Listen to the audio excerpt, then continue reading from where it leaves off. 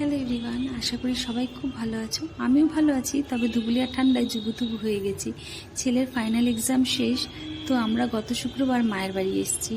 তবে তোমাদের সাথে সেই কথাটা শেয়ার করা হয়নি, কারণ আমাদের বাজারের হরিমন্দিরে বেশ কিছুদিন যাবৎ হরিনাম কীর্তন চলছিল, যার জন্য এত আওয়াজ, তো আমি কোনো ভিডিওতে ভয়েস দিতে পারছিলাম না। তো ভাবলাম আজ তোমাদের সাথে কথাটা শেয়ার করি।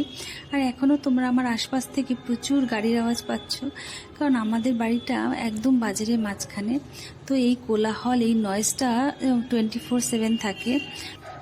দাঁড়াও তোমাদের দেখাচ্ছি। ওই দেখো গাড়িগুলো যাচ্ছে, ওটা ন্যাশনাল হাইওয়ে, 12 নম্বর ন্যাশনাল হাইওয়ে। এটা নতুন নামকরণ, যেটা এত বছর 34 নম্বর জাতীয় সড়ক হিসেবে পরিচিত ছিল। তো সকাল সকাল স্নান সেরে ছাদে চলে এসেছিলাম একটু রোদ পোহাতে, কারণ নিচে ভীষণ ঠান্ডা। তো ছাদে এসে মায়ের গাছগুলো দেখছিলাম। সবেদা গাছটা কত বড় হয়েছে, আর প্রচুর সবেদাও হয়েছে, তবে বড় হয়নি, তাই খাওয়ার যোগ্য নয় এখন। তবে আমি সবেদা খেতে ভীষণ ভালোবাসি, আমার ফেভারিট ফ্রুট বললেই চলে। আর এখানে একটা লেবু গাছে, ছোট্ট একটা লেবু গাছ, আর একটাই লেবু হয়েছে, দেখতে বেশ মিষ্টি লাগছে। আর বেদানা গাছেও প্রচুর ফুল এসছে। বেদানা হবে পরে, কিন্তু প্রচুর বেদানা হয় এই গাছে, তবে হনুমানের উৎপাতে কিছুই থাকে না।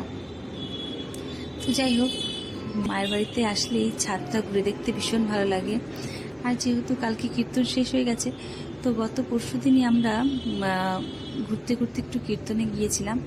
ছোটোবেলায় মায়ের কাছ থেকে, তখন তো 25 পয়সা 50 পয়সার যুগ ছিল, মায়ের ব্যাগ থেকে, বাবার পকেট থেকে 25 পয়সা 50 পয়সা নিয়ে দৌড় দিতাম মন্দিরে। ওই দক্ষিণা দিয়েই চন্দনের ফোঁটা নিতাম আর চরণামৃত নিতাম। ওটা বেশ মজা লাগতো, খেলা মনে হতো। তো যাই হোক, কালকে তো কীর্তন শেষ হয়ে গেছে। তো আমাদের কীর্তনের শেষ দিনে ভোগ দেওয়া হয়। ভাই 2টো মালসা ভোগের কুপন কেটে রেখেছিল, তো রাতে সেটাই নিয়ে এসেছিল, আর আমরা ডিনারে ওটাই খেয়েছিলাম। মালসা ভোগে প্রচুর জিনিস থাকে, ভাত, তারপরে প্রচুর রকমের ভাজা, তরকারি, চাটনি, মিষ্টি, পায়েস, সব কিছুই থাকে।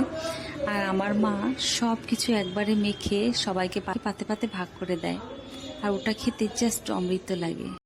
বহু বছর পর কীর্তনের এই প্রসাদটা খেলাম, দারুণ লাগলো, দারুণ।